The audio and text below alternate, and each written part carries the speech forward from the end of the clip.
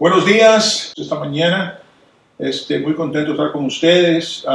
Les quiero recordar que esta tarde tendremos el estudio bíblico y quiero animarlos que si no se han unido todavía los domingos por la mañana a las 10:30, estamos en la iglesia en vivo a las 10:30 y también por Zoom.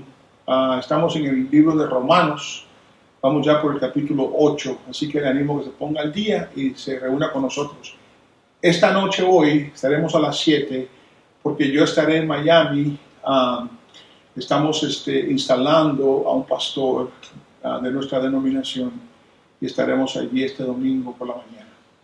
Pero le invito a que busque su Biblia. Vamos a leer el Salmo 121 esta mañana. Y dice así la palabra del Señor. Levantaré mis ojos a los montes. ¿De dónde vendrá mi ayuda? Mi ayuda viene del Señor, que hizo los cielos y la tierra. No permitirá que tu pie resbale, no se adormecerá el que te guarda. Jamás se adormecerá ni dormirá el que guarda a Israel. El Señor es tu guardador, el Señor es tu sombra a tu mano derecha. El sol no te herirá de día, ni la luna de noche. El Señor te protegerá de todo mal. Él guardará tu alma. El Señor guardará tu salida y tu entrada desde ahora y para siempre. A las montañas levanto mis ojos. De donde ha de venir mi ayuda. Mi ayuda proviene del Señor, creador del cielo y de la tierra. Salmos 121 del 1 al 2. Palabra de Dios. Qué evidente eres, Señor. Gracias por mostrarte, por dejarte conocer, por bendecirnos día a día, Señor, por toda tu creación que clama por ti. Amén. ¿Quién sino el Señor? Las estrellas creó y su luz limitó. ¿Quién sino el Señor? Sol y luna formó, movimiento les dio.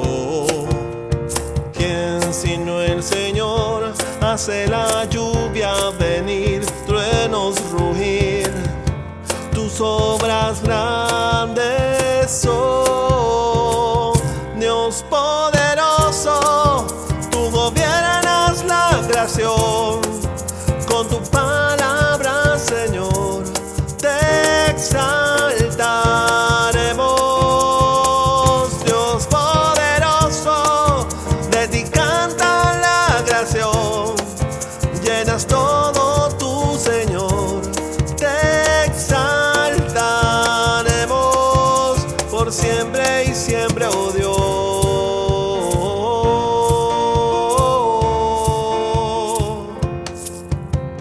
¿Quién sino el Señor ha soñado en el hombre salvar?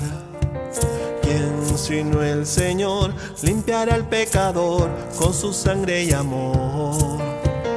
¿Quién sino el Señor puede dar vida, salvar por una cruz? Tus planes grandes son, Dios poderoso. Tú gobiernas la creación, con tu palabra, Señor, te exaltaremos. Dios poderoso, de ti canta la creación, llenas todo tú, Señor, te exaltaremos por siempre y siempre, oh Dios.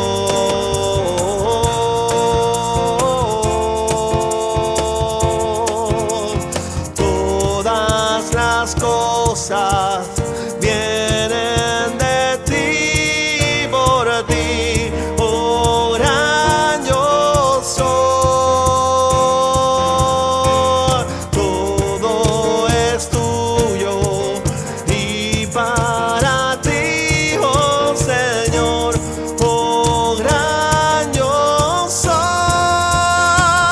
Dios poderoso, tú gobiernas la creación, con tu palabra, Señor, te exaltaremos. Dios poderoso, de ti canta la creación, llenas todo tú, Señor. Te exaltaremos por siempre y siempre, oh Dios.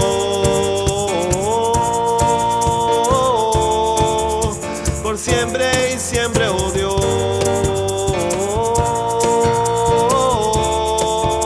Por siempre y siempre, oh Dios.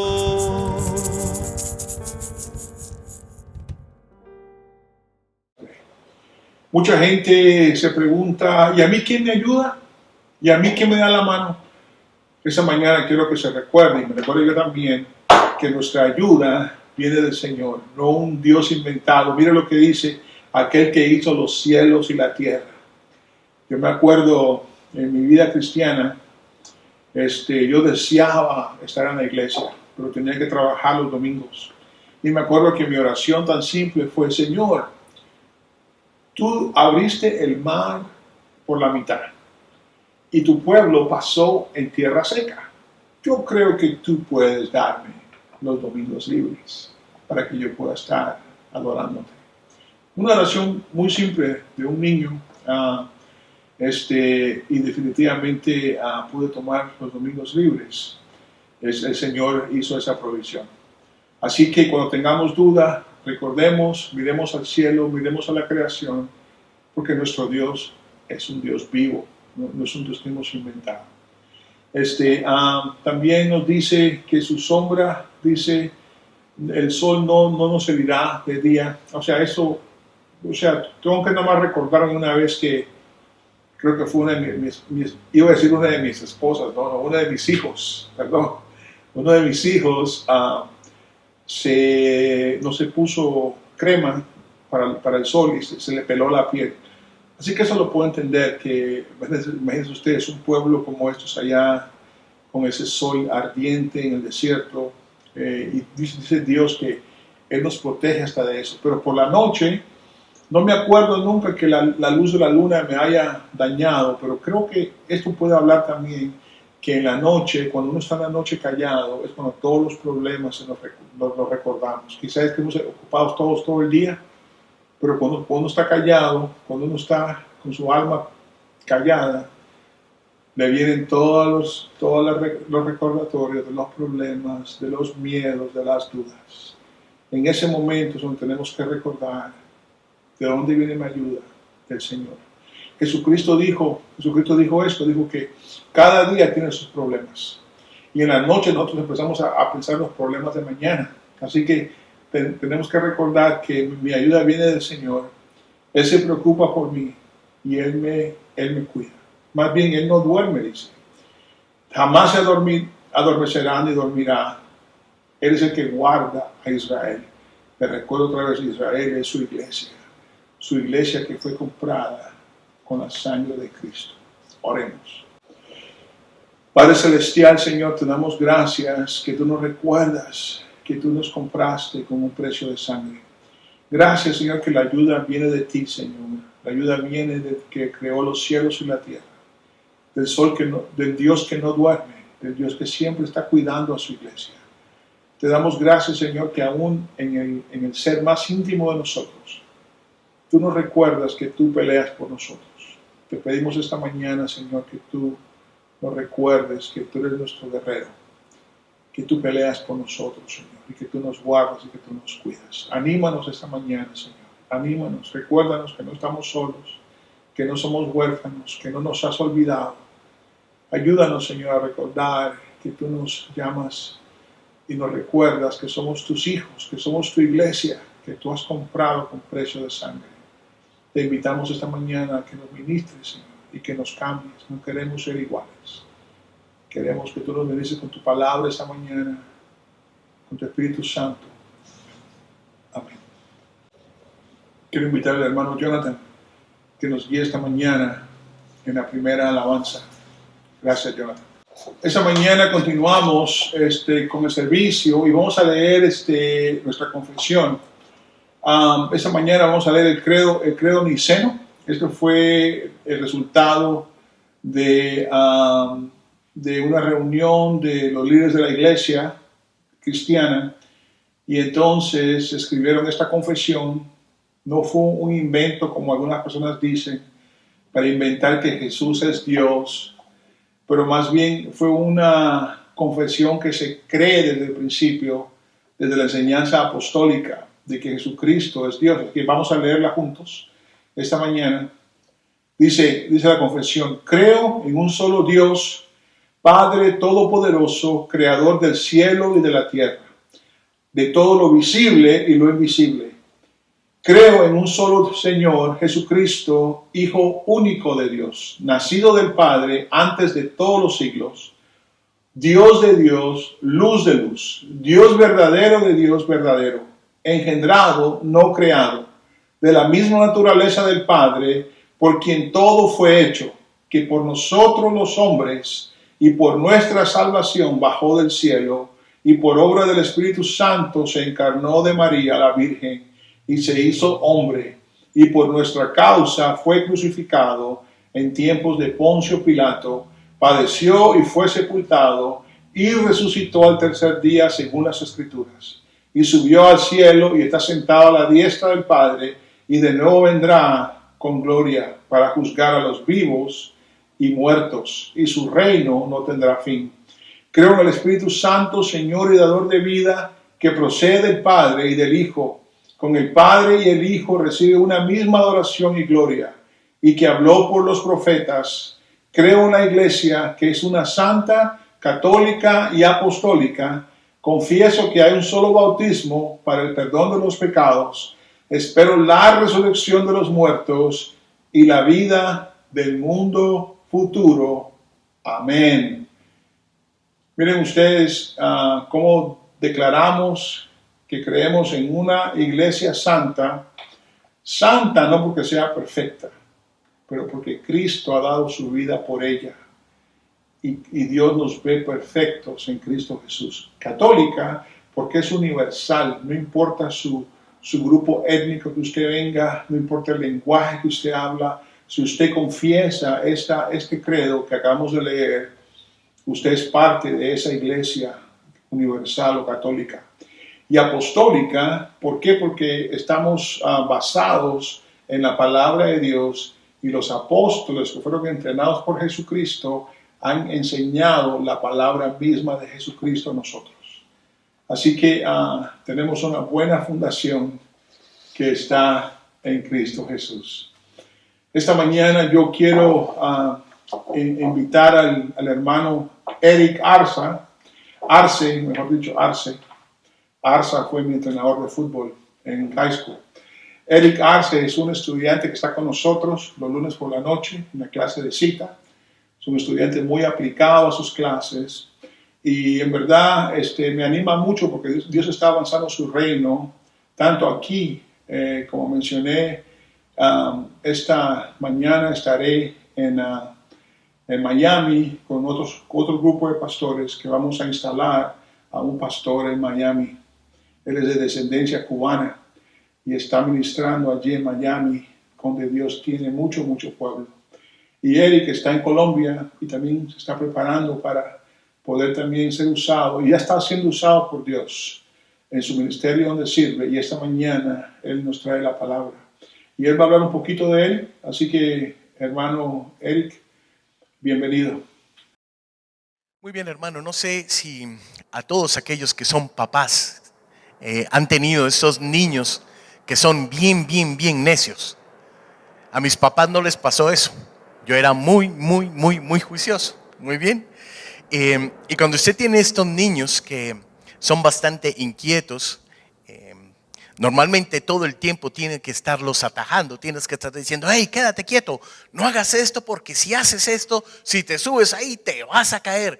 No cojas esto porque si coges esto te viene justicia divina, te viene la varita de la corrección. En fin, y cuando uno es niño muchas veces uno lo que hace es que uno sí quiere obedecer entre comillas, pero uno está probando continuamente a los papás, ¿verdad? Entonces, cuando usted prueba continuamente a los papás, usted está como tocando a ver si les duele, a ver si se pone, a ver hasta dónde usted puede llegar.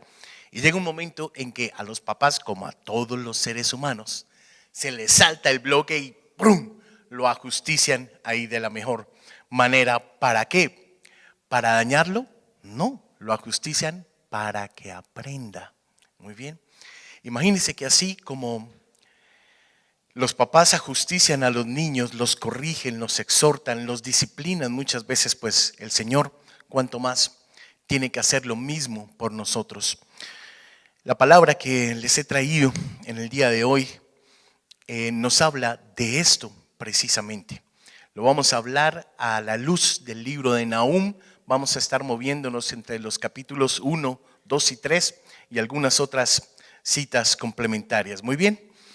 Es muy llamativo que precisamente Nahum esté justo después del libro de Jonás. Cuando usted revisa ese libro, usted ve la historia conmovedora de este profeta que fue enviado a la ciudad de Nínive. Muchas veces aquí hemos predicado sobre él y el sorprendente arrepentimiento de ese pueblo. No sé si usted lo recuerda, iba a ser destruido, pero el Señor algo movió en el corazón de Dios a la misericordia y fue el arrepentimiento del pueblo. Entonces, por ese arrepentimiento, en ese momento Nínive no fue destruido. A mí me parece ver a Jonás ahí en la colina, ahí afuerita de Nínive, esperando ahí debajo del árbol a ver qué era lo que iba a hacer Dios. Tal vez esperaba que llovieran fuego del cielo, truenos, centellas, terremoto, que se derribara todo eso, ¿verdad? Pero usted y yo sabemos que no es lo que pasó. Sin embargo, en el libro de Nahum vuelve a traer a colación esa misma ciudad, Nínive. Nínive vería la destrucción y el juicio del Señor. Y es un poco inquietante ver cómo al pasar de un libro a otro, al pasar de Jonás a Nahum, uno se pregunta cómo es posible que en un momento una nación entera vea la compasión del Señor, pero al siguiente momento esa misma nación vea el juicio y la destrucción y la ira de parte del Señor. Tal vez uno podría pensar, no, es que Dios es inconstante, Él cambia de opinión rápidamente, pero no es así. Hay que darse cuenta de que Jonás fue escrito más o menos en el 750 antes de Cristo y Nahum fue escrito casi un siglo después, más o menos en el 663 antes de Cristo. Esta profecía que vamos a hablar hoy es un juicio muy cruel contra Nínive. Sin embargo, el estilo en el que lo escribe el profeta Nahum es un estilo bastante poético, aunque es súper sangriento. Muy bien, si usted lee este libro se va a dar cuenta que cada una de las imágenes es como si hubiera colocado una diapositiva. Usted se puede imaginar perfectamente lo que estaba pasando y lo que vamos a hablar ahora. En el momento en que Nahum habló, seguramente muchos pensaron que este hombre estaba loco, porque Nínive en ese momento estaba en el apogeo de su periodo, pues en la historia. Era la ciudad más próspera del mundo, era una de las ciudades más hermosas. Ahí en esa ciudad estaba una de las 7 maravillas del mundo antiguo, los jardines colgantes de Babilonia. Eran unos jardines que estaban terraza sobre terraza, tenían fuentes, era una cosa, una obra de ingeniería totalmente espectacular. Esta cultura en Nínive, los asirios estaban en el apogeo y acababan de conquistar otra ciudad que se llamaba Tebas. Tebas era una ciudad que estaba en Egipto y era una ciudad que estaba rodeada absolutamente por murallas, unas murallas bien grandes, estaba rodeada por el río Nilo. Entonces Tebas pensaba que nunca jamás la iban a conquistar porque tenía un foso rodeado por un río, había una sola entrada a la ciudad. Sin embargo, los asirios la conquistaron y como conquistaron Tebas, ellos pensaron, wow, somos imparables, somos los más duros, somos los pros de los guerreros. Muy bien, eso pensaron ellos. Y mire que hay veces que nosotros actuamos de una manera similar. Nínive estaba rodeada de una fortaleza, ahorita se la voy a describir, una fortaleza muy grande, unas murallas muy gruesas, altas. En algunos puntos esa muralla podía tener más de 30 metros de altura. Entonces eso es muchísimo, ¿ok? A veces nosotros actuamos de manera similar cuando tenemos algún tipo de comodidad, cuando logramos algún tipo de reconocimiento, cuando somos populares. Entonces cuando usted está en el curubito, como le llaman, usted no se da cuenta, pero es que su mirada cambia. Usted no comienza a mirar a todo el mundo igual, sino comienza a mirarlos como Sí, usted está levitando y los demás están allá en la tierra. Los demás son terrenales y tú eres el celestial. A veces menospreciamos de tantas maneras y pensamos equivocadamente que nadie nos va a tumbar del pedestal que nosotros hemos construido para nosotros mismos. Mire esto, acompáñame un segundo antes de entrar en materia ahí en Nahum. A Gálatas capítulo 6, verso 3, dice: porque si alguno se cree que es algo no siendo nada, se engaña a sí mismo. En primera de Juan 2:16 dice: porque todo lo que hay en el mundo, la pasión de la carne, la pasión de los ojos y la arrogancia de la vida, no proviene del Padre, sino del mundo. En primera de Corintios capítulo 10 verso 12 dice: por tanto el que cree que está firme, tenga cuidado, no sea que caiga. Y en Proverbios 26, 12 dice: has visto a un hombre que se tiene por sabio, más esperanza hay para el necio que para él. El título de este mensaje es En el día del juicio.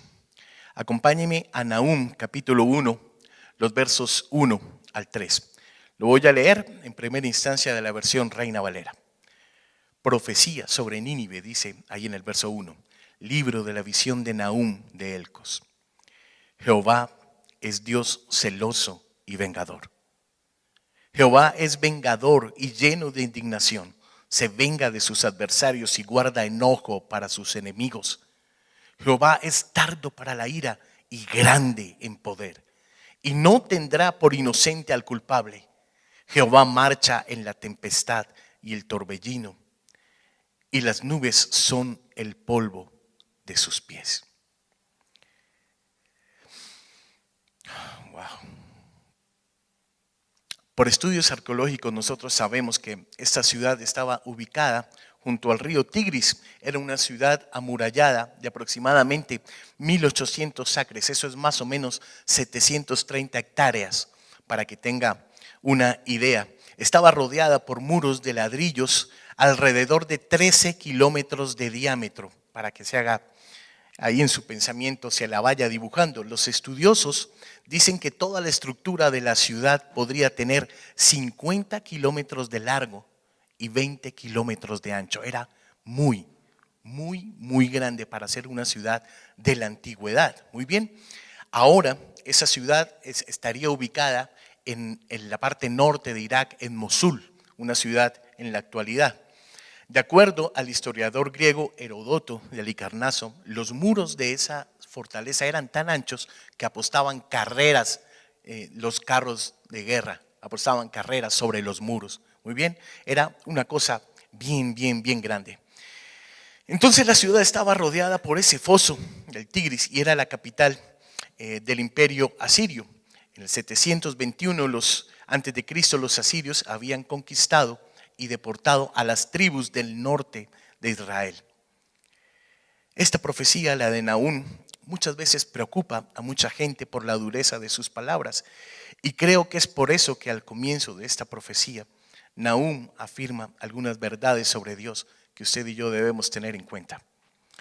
El Señor es un Dios celoso y vengador. El Señor se venga y se llena de ira. El Señor se venga de sus enemigos y mantiene su ira contra sus enemigos. El Señor es lento para la ira y grande en poder. El Señor no dejará sin castigo al culpable. Su camino es en el torbellino y la tormenta, y las nubes son el polvo de sus pies. Nahum nos dice aquí tres cosas sobre Dios. Primero, que Dios se preocupa por su pueblo. Dice ahí que Dios es un Dios celoso y vengador, y cuando usted piensa en esto, inmediatamente las imágenes que vienen a su mente son negativas, porque pareciera decir que Dios es sobreprotector, es posesivo y también es de mal genio. Pero esa no es la imagen que usted y yo deberíamos tener, porque los celos, cuando habla aquí de los celos, son esos celos positivos que significa valorar lo que tenemos y querer protegerlo. Dios está celoso de su gloria, de su nombre y por supuesto de su pueblo. Por eso dice la palabra que Dios está celoso de usted y de mí. ¿Por qué? Porque Dios nos ama. Piénselo de esta manera. Si alguien atacara a un miembro de su familia, ¿verdad? Seguramente usted se levantaría y defendería a ese miembro de su familia. Yo recuerdo que cuando éramos muy pequeños jugábamos con mi hermano en un parque que quedaba al frente de la casa y un día a mí me dio paperas y entonces yo no era que me pudiera mucho estar quieto. Todos mis amigos estaban ahí frente al parque jugando fútbol. Y mi hermano también estaba jugando fútbol, él era arquero, él tapaba muy bien. Y de pronto alguien se le vino a mi hermano mucho más grande, él era un niño pequeñito, ahora es más grande que yo. Alguien se le vino a mi hermano y comenzó a golpearlo y a mí se me salió, mejor, bajé pero como un rayo a defender a mi hermano. Y si eso hacemos nosotros los hombres, ¿cuánto más no hace el Señor Jesús? ¿Por qué defendemos a nuestros seres queridos? Porque los queremos con celo, los queremos cuidar, los queremos proteger. Usted muchas veces va a escuchar, no, es que hay papás sobreprotectores, y es verdad, hay papás sobreprotectores, pero un papá protege porque ama. Un papá protege porque son los hijos, son sangre, de su sangre. Y eso es algo que usted como hijo no va a entender hasta que usted tenga sus propios hijos. Hasta que usted tenga los suyos. Muy bien.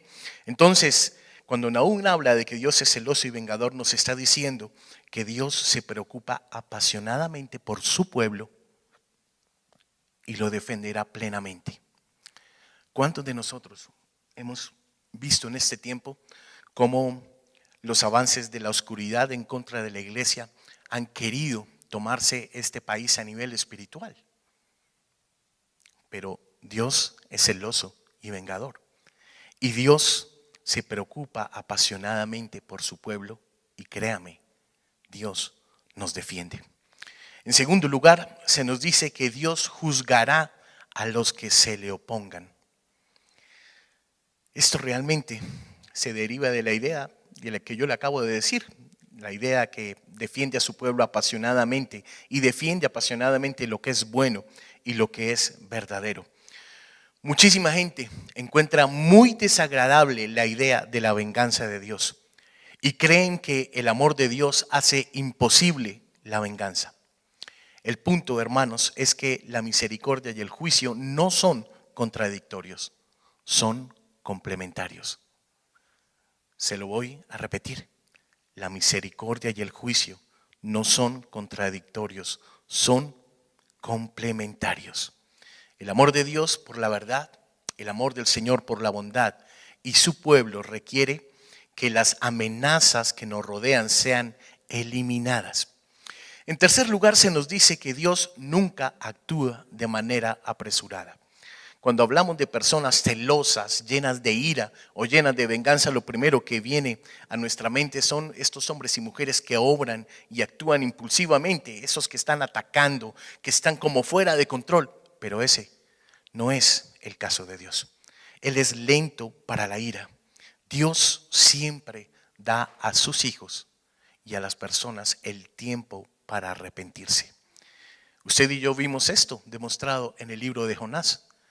Nínive no era su pueblo, pero Dios le dio tiempo para arrepentirse.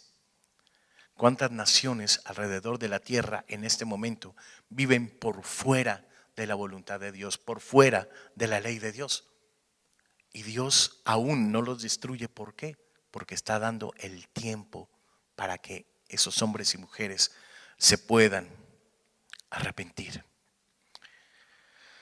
Si usted lee a Jonás y Nahum y los lee seguidos, va a ver ambos elementos de la naturaleza de Dios. En Jonás vemos la paciencia y el amor, pero en Nahum vemos que la paciencia se agotó. ¿Alguna vez usted ha pensado que al Señor se le puede agotar la paciencia con usted? ¿Alguna vez usted ha pensado que es que a Dios se lo puede pasar por la galleta como hace con las personas, con los seres humanos normales? Créame que no es así. Hasta el día de hoy Dios ha tenido misericordia de usted y de mí. Pero el Señor está mirando cada una de nuestras palabras y cada una de nuestras actitudes. Con estos antecedentes en mente, veamos la profecía misma. Esta profecía de Nahum es muy específica. De hecho, es una profecía tan específica que muchas personas creían que Nahum había escrito este libro después de que vino la destrucción y la asolación de la ciudad de Nínive, pero no fue así. Él escribió esas palabras mucho antes. Ahí en el capítulo 1, en el verso 8, dice: mas con inundación impetuosa consumirá a sus adversarios y tinieblas perseguirán a sus enemigos. Lo que estaba diciendo acá es que Nínive iba a ser destruida por una inundación abrumadora, ¿verdad? Probablemente los estudiosos dicen que esta metáfora corresponde a una ciudad o un imperio que van a ser destruidos repentina y completamente. Para poder comprender esta imagen, recuerdo mucho, tal vez muchos de acá estaban muy pequeños, pero en el año 2001 recuerdo levantarme a las 6 de la mañana y encender el televisor para ver las noticias, y estaba esta noticia de las Torres Gemelas. Estaba una de las Torres Gemelas incendiándose por completo, y yo estaba viendo, y yo al principio como me estaba como despertando, eso fue como a las 6 y algo de la mañana, pensé que era una película. Cuando de pronto caí en cuenta que eran las noticias, mis padres estaban durmiendo, los llamé, dije: papá, mira, prende el televisor. Prendieron el televisor. ¿Qué es lo que está pasando? No, un avión se estrelló. Y yo le estaba contando eso, y llegó el otro avión, ¡pum!, y se estrelló contra la siguiente torre, ¿verdad? Y comenzaron a quemarse estos edificios que representaban mucho del poder económico de Estados Unidos. Esos edificios comenzaron a construirse en 1966, demoraron 8 años construyéndolos, los inauguraron en 1974 y en solo una hora esos edificios se derrumbaron y se vinieron abajo. 110 pisos de escombros. Recuerdo también mucho a las personas corriendo en medio del polvo, fue algo verdaderamente aterrador. Y usted veía la televisión y los propios norteamericanos no creían lo que estaba pasando. Ellos miraban asombrados con la boca hacia arriba, miraban, wow, ¿qué es? O sea, no entendían, como que estaban en shock, ¿verdad? Pues le cuento que eso mismo fue lo que le pasó a Nínive. En un solo momento vino el juicio del Señor. Esa ciudad que se consideraba invencible sería destruida rápida y completamente. Y es muy interesante lo precisas que resultaron estas palabras. Imagínense que los historiadores seculares, ellos cuentan que durante el asedio final de Nínive por un ejército rebelde de persas, medos, árabes, babilonios, comenzaron a caer lluvias inusualmente intensas. Usted recuerda que le dije que había un foso, el foso del río Tigris, que rodeaba toda la ciudad, lo bordeaba, y comenzó a llover y llovió tan intensamente que las murallas comenzaron a ceder. Y se abrió un boquete en medio de las murallas de 4 kilómetros. 21 estadios, dicen los historiadores antiguos. Y por ese boquete de 4 kilómetros entró todo el ejército enemigo y acabaron con la seguridad que ellos tenían. En el verso 10, ahí del verso 1, del capítulo 1, dice: aunque sean como espinos entretejidos y estén empapados en su embriaguez, serán consumidos como hojarasca completamente seca, o sea, como paja. Escúcheme. Los arqueólogos han llegado a la conclusión de que la ciudad fue totalmente quemada y reducida a cenizas, tal y como lo había hecho Asiria con otras ciudades. Ahí en el capítulo 2, de los versos 8 al 10, se nos habla de un gran saqueo. Dice: tus habitantes huyen de la ciudad, son como el agua que se escapa de un estanque roto. El enemigo intenta detenerlos, pero sin éxito alguno. Los soldados enemigos gritan: tomemos el oro y la plata. Son tantas las riquezas de Asiria que no parecen tener fin. Asiria, tu capital ha sido destruida, arruinada, y con poca gente. Los que quedaron tiemblan de miedo. Las fuerzas los abandonan y el terror los deja pálidos. Esta ciudad tenía grandes riquezas porque, como le dije al principio, era un pueblo guerrero, un pueblo conquistador, así que ellos habían robado a todos los pueblos vecinos, a todos ellos. En todas las excavaciones arqueológicas que han hecho desde 1840 para acá, nunca se descubrió nada del oro y de la plata de esa gran ciudad. Los ejércitos invasores desnudaron la ciudad y la saquearon tal. Y como dijo Nahum, y también él predijo que la destrucción sería tan completa que Asiria no tendría descendientes, así que nunca más podrían atacar a Israel. ¿Recuerda los primeros versículos que leímos? Tenemos un Dios vengador. Tenemos un Dios que nos protege. Tenemos un Dios que en su tiempo trae su justicia. Después de la destrucción de Nínive en el 612 a.C., esas personas, esta cultura se desapareció de la historia. Después de que pasó esto, en ningún libro de historia, ni secular, ni bíblico, en ninguno hay rastro de lo que quedó de la cultura siria. Desaparecieron hasta que en 1840 unos arqueólogos ingleses la descubrieron las ruinas de lo que había sido Nínive, es decir, 2400 años después. En un segundo, en un solo día, Dios borró a esta cultura que había sido opresora de su pueblo. Y ya le voy a contar por qué. No fueron meras palabras proféticas las que pronunció Nahum, eran un vistazo al futuro. Esta profecía, muchas profecías son figurativas, pero esta profecía de Nahum fue una profecía literal, completamente literal. Así es que todo esto me lleva a una pregunta importante. ¿Por qué Dios estaba tan enojado con Nínive? ¿Qué fue lo que sucedió durante esos 100 o 150 años desde la época de Jonás? Y la respuesta está en los primeros 10 versículos del capítulo 3. Voy a leerle solo del 1 al 3 y ahorita prosigo. Dice la palabra, así dice nuestro Dios. Pobrecita de ti, capital de Asiria, estás llena de asesinos, de mentirosos y ladrones que no se cansan de robar. Ya se escuchan los látigos y el estruendo de las ruedas. Ya se oye el galopar de los caballos y el ruido de los carros de guerra. Ya ataca la caballería y deslumbran las espadas y las lanzas. No es posible contar los heridos ni saber cuántos son los muertos. Los cadáveres se amontonan y la gente tropieza con ellos. Esta cultura, los asirios, eran tradicionalmente violentos en sus acciones, pero no era una violencia normal, era una violencia con saña. Eran tan violentos que los ninivitas, esta ciudad, también fue llamada la ciudad de sangre, debido a la forma brutal en que emprendieron sus conquistas. Ellos hacían promesas a las ciudades de paz, a las personas que mandaban embajadores, les decían, sí, te prometemos paz. Y te prometemos paz es que mandaban detrás de los embajadores a los ejércitos a arrasar por completo con las ciudades. Todos los registros históricos de los asirios, la mayoría de los registros en batalla, los retratan masacrando personas, tomando los niños y estrellándolos, matándolos por las murallas de las ciudades.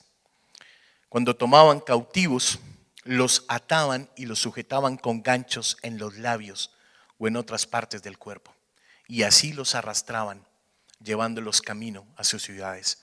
Eran completamente bárbaros. Cuando usted piensa en esto, yo recuerdo mucho todas las masacres que han habido a lo largo de la historia. Recuerdo una que pasó el siglo pasado, la de los nazis a los judíos. Recuerdo también el desprecio de los terroristas por la vida humana, el genocidio de todos los dictadores que han habido en la historia. No ha habido un dictador bueno. Pues yo le cuento que todos ellos, todos están caminando tras las huellas de Nínive. Dios está tomando nota.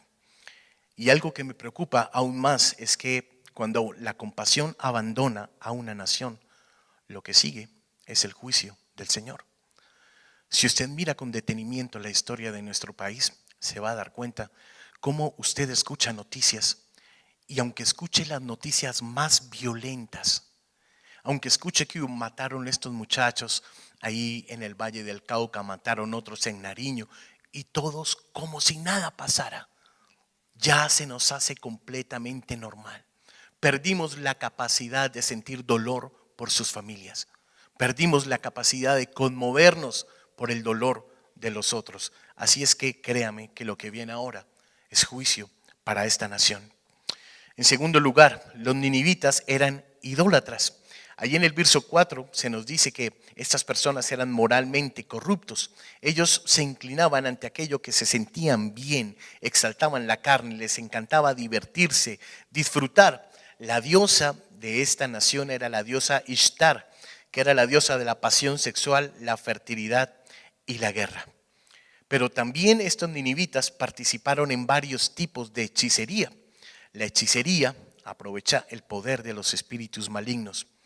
Los hechiceros buscan guía espiritual por medio de sus encantos y baratijas, y también proclamaban que podían comunicarse con los muertos. Acompáñame a Deuteronomio, capítulo 18, por favor. Vamos a leer de los versos 10 al 14 una instrucción muy específica que Moisés había dado. Dice: no sea hallado en ti quien haga pasar a su hijo o su hija por fuego, ni quien practique adivinación, ni agorero, ni sortílego, ni hechicero, ni encantador, ni adivino, ni mago, ni quien consulte a los muertos, porque es abominación para con Jehová cualquiera que hace estas cosas. Y por estas abominaciones Jehová tu Dios echa estas naciones de delante de ti. Perfecto serás delante de tu Dios, porque estas naciones que vas a heredar a agoreros y adivinos oyen, mas a ti no te ha permitido esto, Jehová tu Dios. Hay una creciente fascinación por todo este tema del ocultismo. Tenemos en nuestro grupo varias personas que son del vecino país de Venezuela. Usted ya sabe toda la situación que se está viviendo allá, y este tema del ocultismo es algo muy común en la vida pública, en la vida normal de esta nación. Muy bien. En tercer lugar, los ninivitas eran arrogantes. Ahí el capítulo 3, los versos 8 al 10, dice: Nínive, capital de Asiria, tú no eres mejor que Tebas. A esa ciudad la protegía el río Nilo. La protección que le brindaban Etiopía, Egipto, Fut y Libia aumentaba su poder, pero Tebas fue conquistada. A sus pobres niños los estrellaron contra el suelo. A la gente importante se la repartieron en sorteo, y a sus jefes se los llevaron a un país lejano. Como señalamos anteriormente, no mucho antes de esta época los asirios habían conquistado a la ciudad de Tebas. Y era una ciudad que se creía inmune a estos ataques, pero fueron conquistados. Y cuando fueron conquistados, los asirios jamás pensaron: oh, nosotros también tenemos murallas. Oh, nosotros también estamos rodeados por un río. Oh, a nosotros nos puede pasar lo mismo. Ellos pensaron que nunca les iba a pasar eso, eran arrogantes.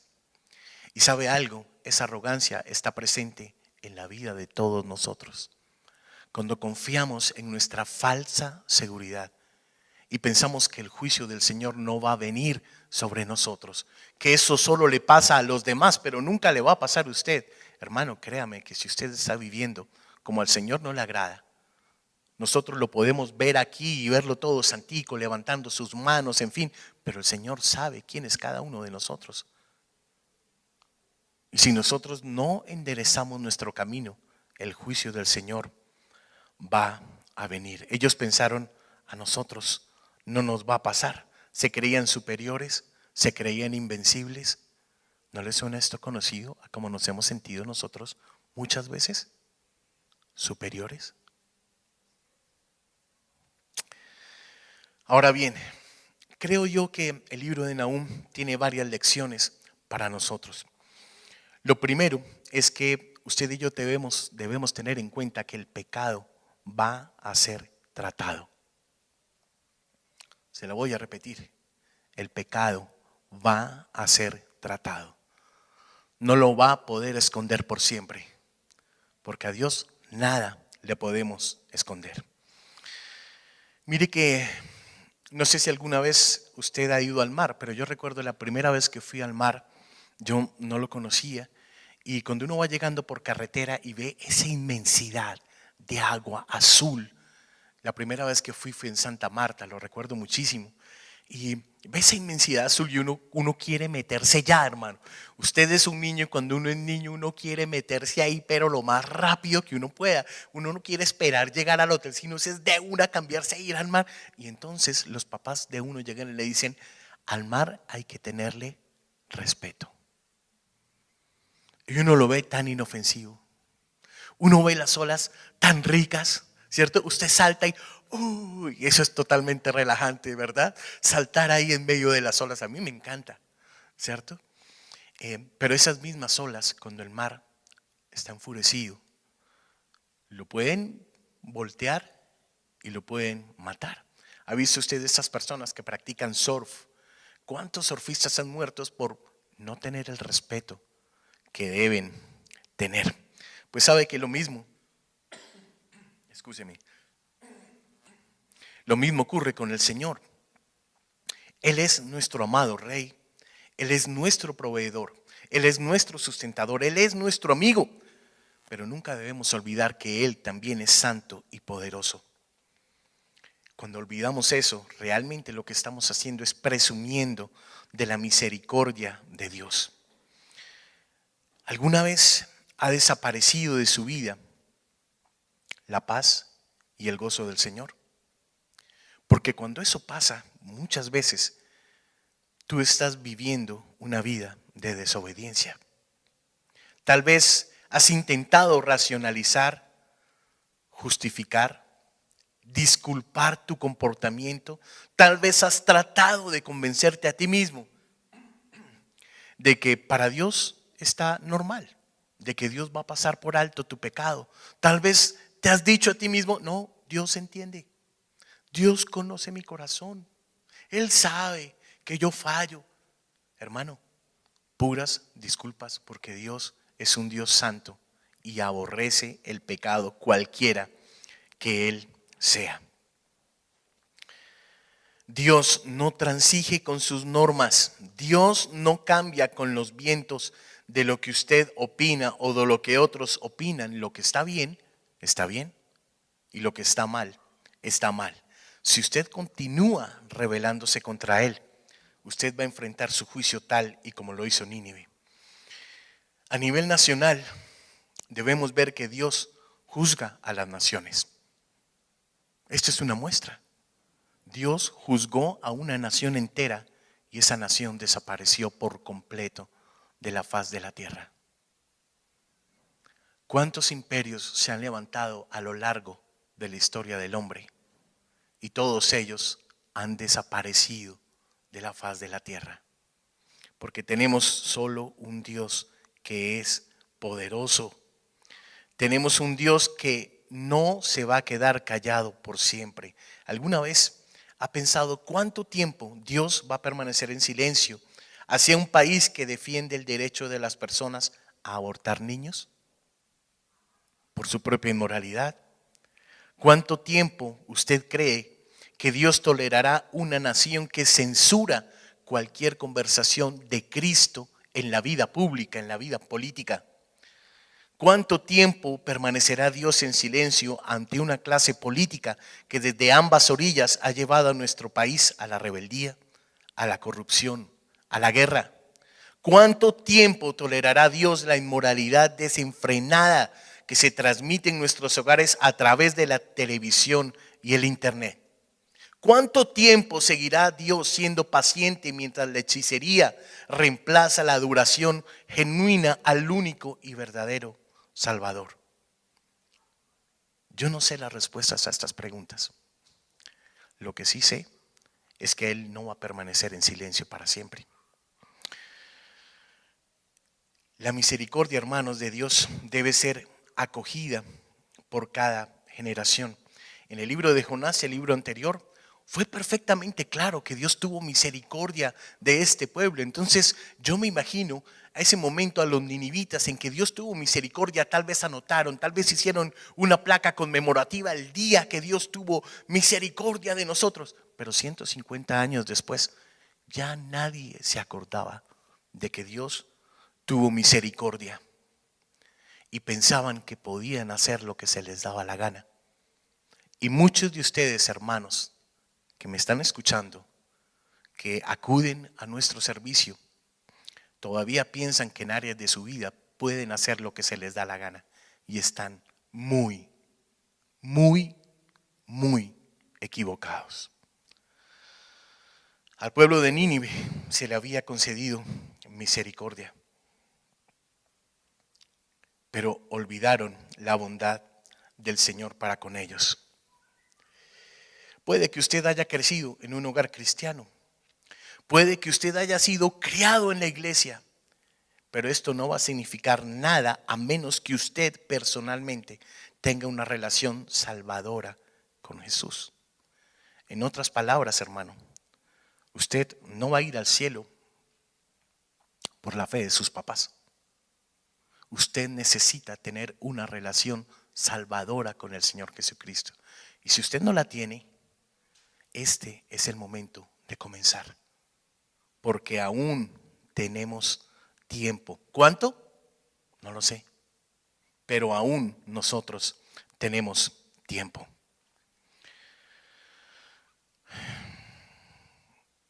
No veo en nuestro país valores cristianos realmente en los gobernantes, en los dirigentes, en los políticos, en los líderes. Todos ellos son amadores de sí mismos y sin temor del Señor. No tengo duda de que vendrá juicio sobre esta nación. Y también va a venir juicio sobre una iglesia adormecida, que está entretenida en otras cosas y que dejó de orar por su país y dejó de orar por sus autoridades. Y créame, el Señor nos va a demandar eso, porque esa es nuestra responsabilidad. ¿Sabe cuánta misericordia ha tenido Dios sobre esta nación? Pero erróneamente nosotros creemos que el amor de Dios nunca va a traer juicio sobre este país, nunca va a traer juicio sobre nuestra iglesia, nunca va a traer juicio sobre las familias, nunca. Los de Nínive pensaban también que nunca iba a venir juicio del Señor. Y lo último de lo que le quiero hablar es que yo quiero que vea que este libro, a pesar de la crudeza de la profecía, es un libro alentador, porque ese libro no fue solo escrito para la gente de Nínive, sino también fue escrito para la gente de Judá. Estas palabras eran un recordatorio de que Dios no se olvida de su pueblo. Los israelitas habían pasado tiempos difíciles. Puede que se hayan sentido abandonados, pero realmente no lo estaban. A lo largo del libro de Nahum, él declara que Dios es un refugio para aquellos que confían en él. Lo puede ver ahí en el capítulo 1, en el verso 7, en el 12 y el 13. Lo puede ver en el verso 15, lo puede ver en el capítulo 2, el verso 2. Él defiende a los que se esconden en él y no deja que el mal cometido contra ellos quede impune. Dios se preocupa apasionadamente por su pueblo y Dios está defendiendo su honor, pero también está defendiendo a su pueblo. Tal vez algunos de los que me están escuchando han tenido momentos difíciles y se sienten golpeados por la vida. Tal vez se sienten invadidos por un ejército de circunstancias difíciles. Tal vez sientas que el Señor te abandonó. El libro de Nahum te recuerda que Dios Todopoderoso es tu escudo y que tú jamás, mientras vivas delante del Señor, serás olvidado. Tal vez has tomado malas decisiones, tal vez te has alejado del Señor, tal vez sientas que Dios tendría toda la razón en apartarse de ti, pero Nahum te recuerda que todavía tenemos tiempo de volvernos hacia Él. Yo lo voy a invitar, hermano, a que ahí en donde usted está, solo cierre sus ojos un segundo. Mire que nadie conoce mejor que usted aquellas áreas de su vida en las que usted se ha alejado del Señor. Tal vez usted piensa que esta fue una predicación un poco extrema, que el juicio de Dios nunca va a llegar a su vida. Yo le invito a que en esta mañana usted examine su propio corazón. Si usted no está bien con Dios, Yo le invito por favor a que se vuelva hacia Él en esta mañana. Le invito a que usted pueda reconocer su rebelión y su pecado. Pídale al Señor que lo limpie a través de la persona de Jesucristo. Corra hacia Él como corre un niño perdido cuando encuentra a sus padres. Corra hacia Él como esos perritos que tenemos en nuestra casa, que cuando llegamos corren hacia sus dueños sin demora y meneando la cola. Termine ya con su falta de compromiso, con su tibieza. En cambio, siga al Rey de Reyes con toda su energía, con todas sus fuerzas, con toda su devoción, con toda la seriedad. Lo que está en juego es muy importante. Aprenda las lecciones de Nínive. Amado Señor, tú conoces nuestros corazones, papá. Conoces nuestras actitudes, todas ellas, Señor, porque a ti ¿qué te vamos a esconder, Señor? Conoce nuestras actitudes orgullosas, llenos de ego, Señor. Conoces que muchas veces en nuestra vida no ha habido misericordia, Dios. Nínive fue juzgada por esto, además del ocultismo y otras razones, Señor. Tal vez no haya ocultismo en nuestra vida, Dios, pero vaya si hay falta de misericordia y juicio, Señor. Vaya si hay orgullo, Dios. Vaya si hay vanidad, Señor. En el nombre de Jesús, Señor, te pido, mi Rey, que nos perdones a cada uno de nosotros, Señor. Oro para que en este tiempo, a solas, podamos buscarte a ti, mi Señor. Podamos encontrarte, Señor. Podamos ponernos a paz contigo, Dios. Y a través de tu Santo Espíritu y de tu palabra, tú nos ayudes a enderezar el rumbo que hemos cogido en este tiempo, Señor. Ayúdanos, Señor, a hacer las cosas de la mejor manera en nuestra casa, en nuestra familia, Dios. Tu palabra dice que tú eres Dios celoso y vengador. Que te vengas de tus adversarios y guardas enojo con tus enemigos. Padre, nunca queremos ser tus enemigos. Nunca, jamás, Señor, queremos hacer lo que te ofenda y dañar la amistad que tenemos contigo, Señor. Sé nuestro ayudador en este tiempo, mi Rey, te lo pido en el nombre poderoso de Jesús, Señor. Ten misericordia aún sobre esta nación. Ten misericordia aún sobre este país. Ten misericordia aún sobre este presidente, sobre estos alcaldes, Señor, que no tienen temor de ti, Señor, que solamente te tienen en sus bocas, pero sus corazones están lejos de ti, Señor. Ten misericordia del pueblo que está debajo de cada uno de ellos y permite que un espíritu de oración y clamor se levante en cada una de las iglesias, Señor, para clamar por tu misericordia, Dios. Gracias, Dios, porque hasta el día de hoy tú has sido bueno, Dios. Bendigo tu precioso nombre. En el nombre de Jesús hemos orado, mi Rey. Amén y amén. Bueno, Eric, muchas gracias por tu fidelidad. Traernos esta mañana la palabra de Dios. Yo quiero entonces que nosotros recibamos esta bendición del Señor. Padre Celestial, Señor, te doy gracias porque tú te estás moviendo en tu iglesia alrededor del mundo. Te pido, Señor, que utilices, Señor, a hombres y mujeres, jóvenes, Señor, niños, que tú estás moviéndose en tus corazones para que promuevan, Señor, tu palabra, el Evangelio en Cristo. Señor, digo niños porque soy testigo que niños pequeños le dicen a sus amiguitos de la escuela de Jesús. Así que, Señor, tú eres un Dios poderoso y grande y misericordioso. Esta mañana, Señor, te pido que tú, Señor, derrames tu Espíritu Santo sobre tu iglesia. Que se levante, Señor, y continúe, Señor, sirviendo a nuestro Señor Jesucristo. Te pido, Padre, esto en el nombre de Jesucristo, y que hagas tu rostro resplandecer sobre tu pueblo que tú compraste, Señor, con precio de sangre. y que, Señor, nos recuerdes que tú caminas con nosotros y que tú peleas por nosotros, Padre. En el nombre de Cristo te damos gracias. Amén.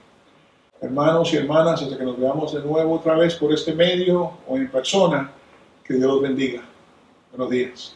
Las cadenas de la muerte me quitó. Para mí ya no hay condenación, hay libertad, libertad. Siendo esclavo del pecado me libró y en la cruz compró mi redención, hay libertad, libertad. Rompió mis cadenas, me dio vida nueva y al fondo del mar echó mi maldad. Lavó mis pecados y me ha perdonado. Solo en el nombre de Jesús hay libertad. Tenemos buenas noticias para todos. Cristo ha resucitado, ha vencido la muerte. Ha sido capaz, solamente Él, con su obra, volvernos a la vida y darnos la vida eterna para siempre a todos los que lo aceptamos. Amén por ustedes, por su familia.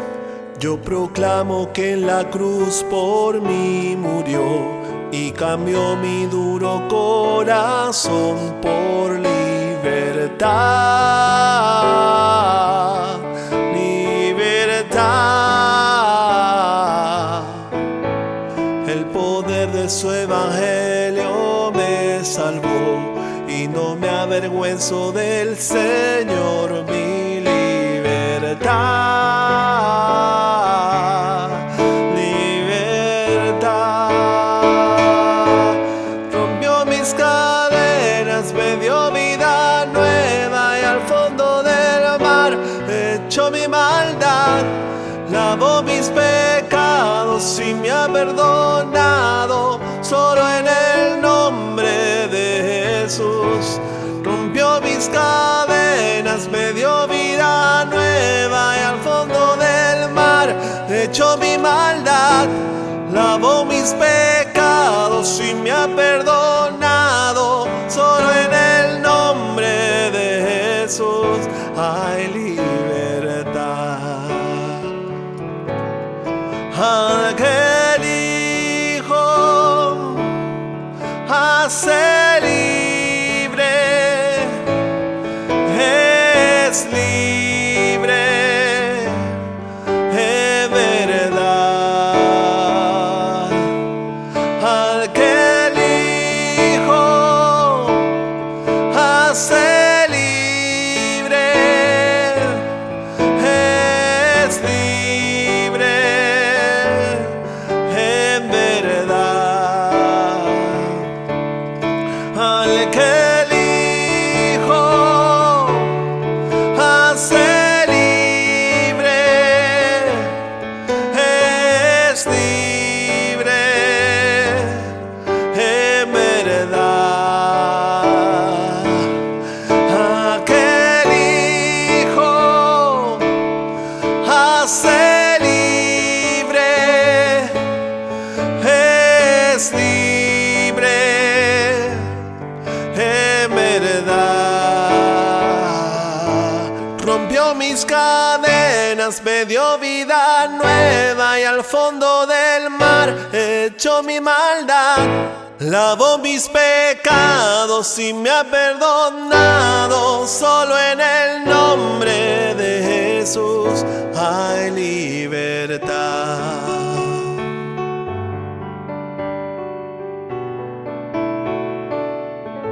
Hay libertad.